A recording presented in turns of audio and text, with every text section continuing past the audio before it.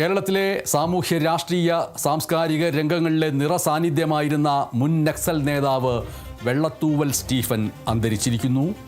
എറണാകുളം കോതമംഗലം വടാട്ടുപാറയിലാണ് അന്ത്യം. 82 വയസ്സായിരുന്നു അദ്ദേഹത്തിന്. 1968 തലശ്ശേരി പോലീസ് സ്റ്റേഷൻ ആക്രമണക്കേസിൽ പ്രതിയായിരുന്നു. 1971 അറസ്റ്റിലായ വെള്ളത്തൂവൽ സ്റ്റീഫൻ പിന്നീട് നക്സലിസം ഉപേക്ഷിച്ച് സുവിശേഷകനായി മാറിയിരുന്നു. 60കളുടെ അവസാനം കേരളത്തിൽ അലയടിച്ച നക്സൽ പ്രസ്ഥാനത്തിലേക്ക് ആകർഷനായ സ്റ്റീഫൻ വയനാട് കേന്ദ്രീകരിച്ചുള്ള നിരവധി പോരാട്ടങ്ങളിൽ പങ്കാളിയായിരുന്ന കാര്യം ഓർമ്മിക്കുക. കുന്നിക്കൽ നാരായണൻ, വർഗീസ് തുടങ്ങിയ പ്രമുഖ നേതാക്കൾക്കൊപ്പം വെള്ളത്തൂവൽ സ്റ്റീഫൻ പ്രവർത്തിച്ചു. അന്ന് അറസ്റ്റ് ചെയ്യപ്പെടുമ്പോൾ കൊലപാതകം ഉൾപ്പെടെ 18 കേസുകളിൽ പ്രതിയായിരുന്നു. അവയെല്ലാം സമൂഹത്തിൻ്റെ ഉന്നതിക്കും ഉയർച്ചയ്ക്കും വേണ്ടി ചെയ്ത രാഷ്ട്രീയ സാമൂഹ്യ പ്രവർത്തനത്തിൻ്റെ ഭാഗമായിട്ടാണ് എന്ന് ആണ് അതിൻ്റെ വിശദീകരണമുണ്ടായിരുന്നത്.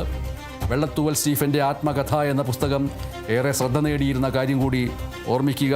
കേരളത്തിലെ നിണച്ചാലൊഴുകിയ നാൾ വഴികളുടെ ചരിത്രത്തിലെ ഏറ്റവും പ്രധാനപ്പെട്ട അധ്യായങ്ങളിലൊന്ന് വെള്ളത്തൂവൽ സ്റ്റീഫൻ്റെ രാഷ്ട്രീയ ജീവിതമാണ്, നക്സൽ ജീവിതമാണ്.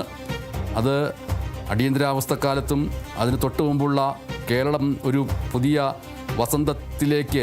വസന്തത്തിൻ്റെ ഇടിമുഴക്കത്തിലേക്ക് കടന്നു എന്ന് വിചാരിക്കപ്പെട്ട സമയത്തുമൊക്കെ ഏറെ പ്രധാനപ്പെട്ട ഒന്നായി വിലയിരുത്തപ്പെടുകയും വ്യാഖ്യാനിക്കുകയുമെല്ലാം ചെയ്തിരുന്ന കാര്യം ഓർമ്മിക്കുക.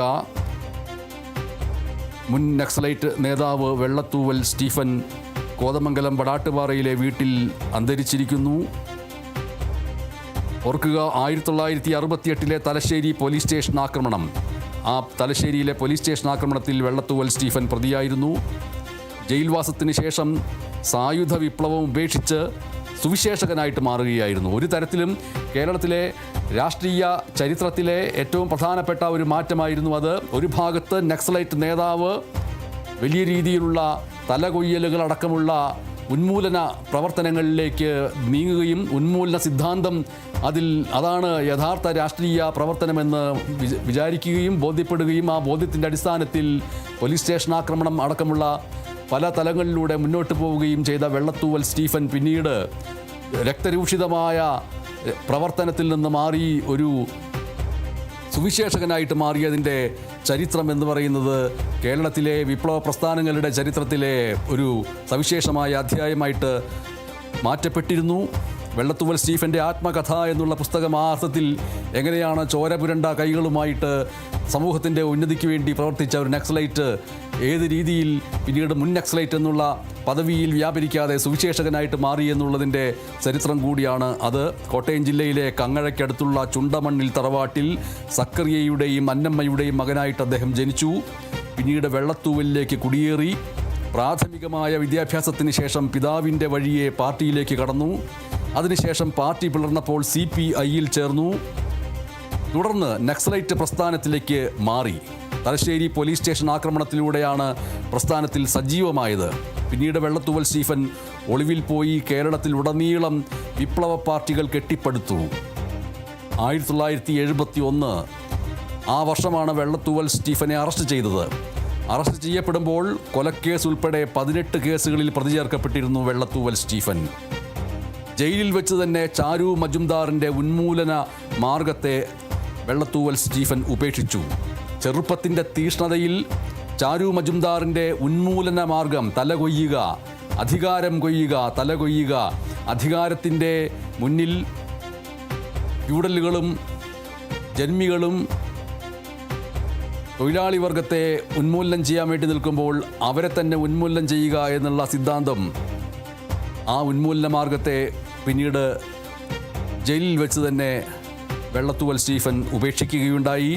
അതിനുശേഷമാണ് അദ്ദേഹം പിന്നീട് കുറച്ചു കാലം സുവിശേഷ പ്രവർത്തനത്തിലേക്ക് വഴിതിരിഞ്ഞത്.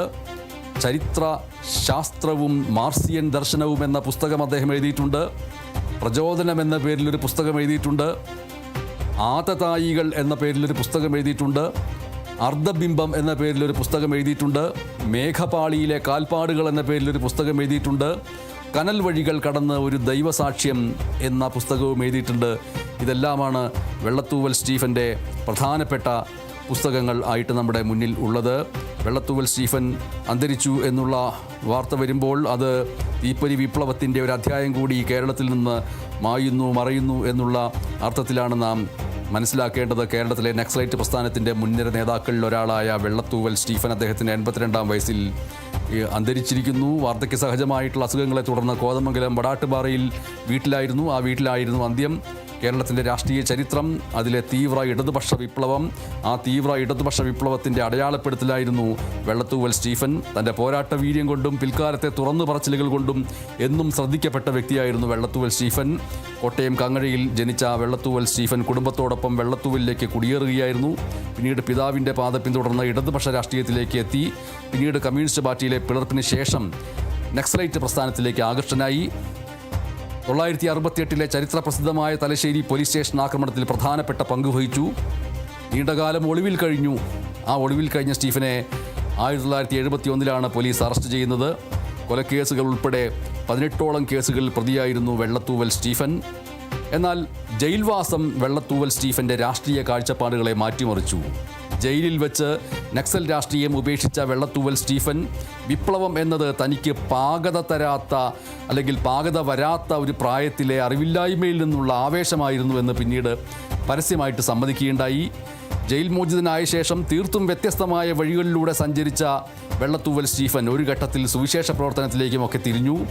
എന്തായാലും വെള്ളത്തൂവൽ സ്റ്റീഫൻ്റെ ഈ വിയോഗത്തോടുകൂടി കേരളത്തിൻ്റെ വിപ്ലവ ചരിത്രത്തിലെ നിഗൂഢവും സാഹസികവുമായ ഒരു ഏടാണ് ചരിത്രത്തിൻ്റെ ഭാഗമായിരിക്കുന്നത് എന്നുള്ള കാര്യം ഓർക്കുക. നാളെ സംസ്കാരം വീട്ടുവളപ്പിൽ നടക്കും.